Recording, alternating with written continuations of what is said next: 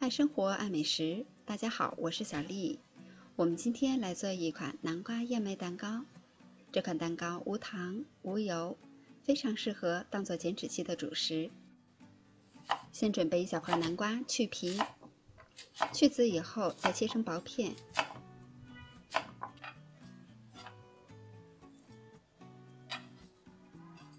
切好以后装入盘中，隔水蒸熟。接下来我们准备饼底的部分，在碗中加入80克的即食燕麦，打入1颗鸡蛋，再加入适量的酸奶，酸奶的量要根据鸡蛋的大小来定。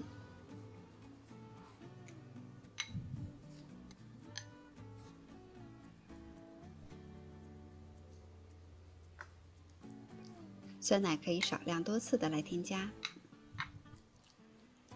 和成这样比较粘稠的糊状就可以。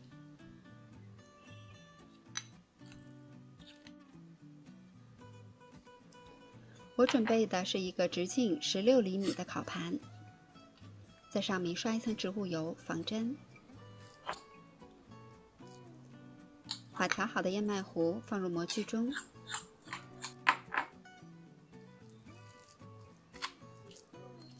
压出我们想要的形状。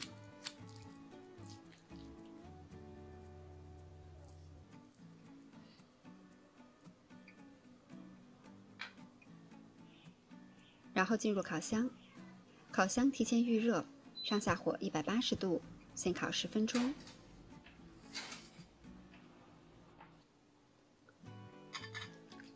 蒸熟的南瓜放入碗中，趁热捣成泥。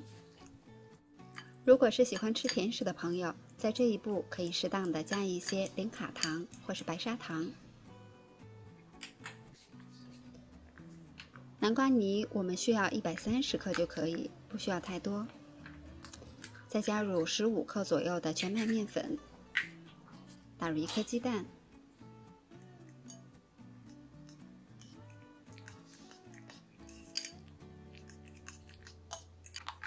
最后调成这样，呈酸奶一样的糊状。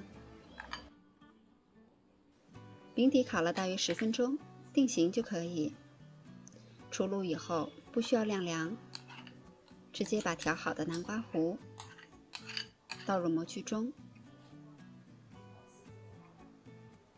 摊平。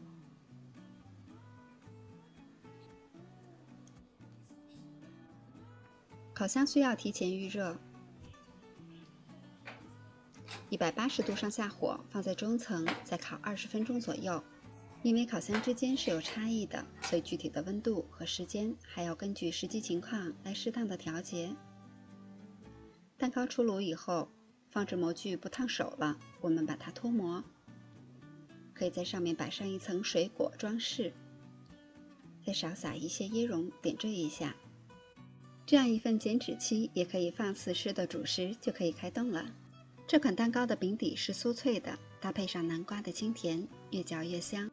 食物不仅要好吃，还要好看，生活就是要有仪式感。我是小丽，喜欢我的视频请关注留言，明天见。